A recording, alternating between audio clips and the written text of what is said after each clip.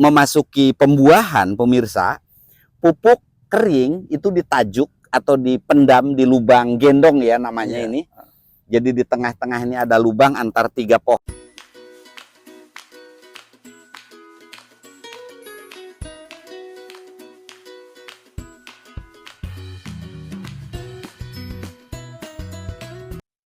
Assalamualaikum warahmatullahi wabarakatuh. Waalaikumsalam warahmatullahi wabarakatuh. Pemirsa, saya bersama Kang Lis berada di kebun timun iya. lalap. Timun ya Kang Lis? Oke, Kang Lis, ini sudah berapa HST? Hari.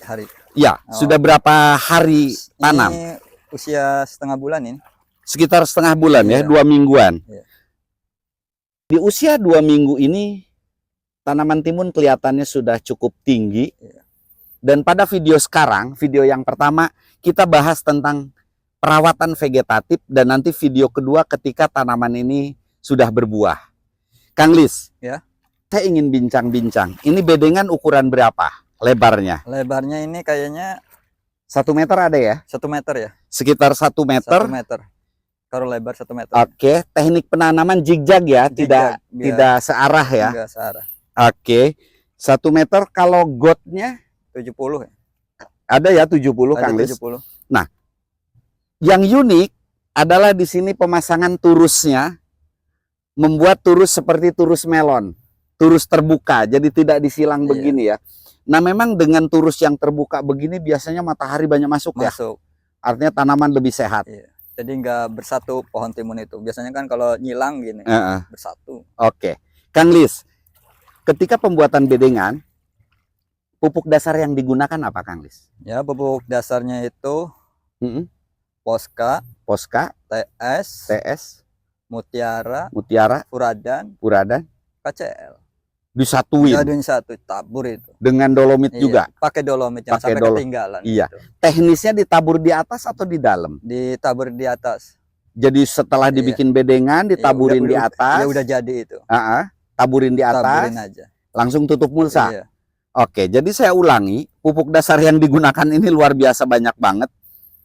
TS, KCL, Ponska, NPK 16, Furadan, sama dolomit. 6 macam timbun di sini. Ditebarkan di bedengan.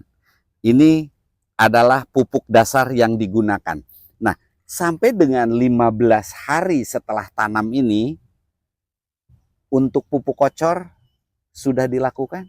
Udah 2 hari ini, udah 2 kali. 2 kali. Ini. Biasanya di umur berapa pertama kali dikocor? Usia 10 hari. 10 hari baru dikocor. Agak telat juga ya? Biasanya soalnya waktunya nggak keburu, lagi panen cengkeh. Cabe ya, cabe rawit kaliber yang luar biasa. Jadi ini ya cabe biasanya ya timun. Udah 7 hari juga udah mulai. Jadi sebaiknya kalau kocoran pertama menurut Kang Is itu setelah 7 hari? Ya 7 hari apa 6 hari nggak apa-apa. Gitu ya. Intervalnya jaraknya biasanya setiap berapa hari pengocoran itu? Seminggu 2 kali. Seminggu 2 kali.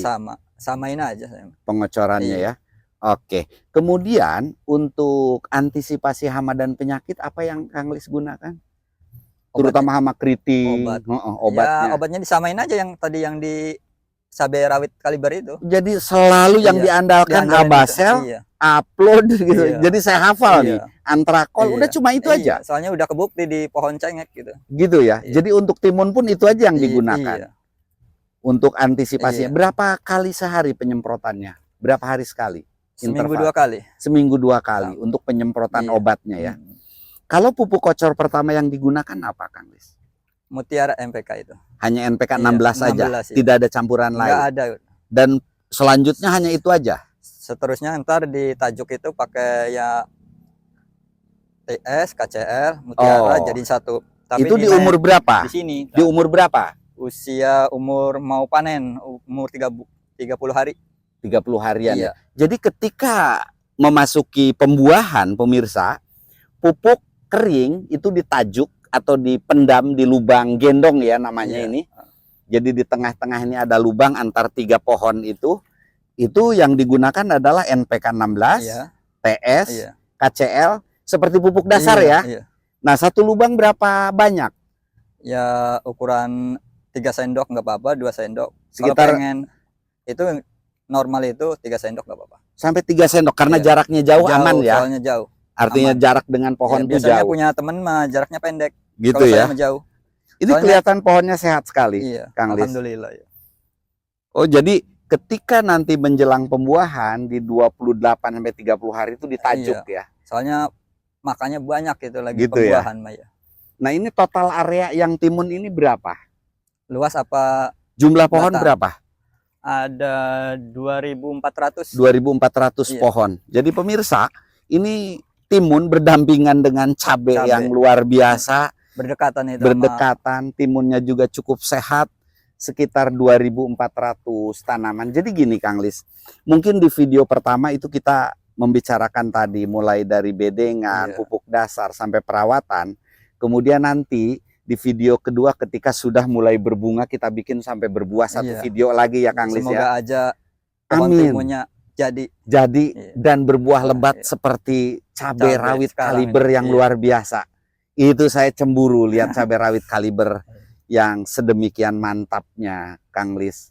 Jadi saya minta Kang Lis jangan bosan kalau saya bolak-balik terus malah ngorek. senang, nggak apa-apa. Ya. Orang silaturahmi ngapain sih diusir-usirin Iya, gitu. artinya Iya, kita ngasih tahu, berbagi berbagi, pengalaman, nggak berbagi ilmu, barangkali bermanfaat ya Kang Lis. Waktu kemarin juga ada yang kesini, saking nggak percayanya gitu. Ngelihat Iya. tanaman cabai ya. Iya, tanaman cabai, timun, obat-obatan kendalanya mah nanyain obat. Oke. Iya. Sambil Oh main. dia petani juga. Iya, sambil Oke. main.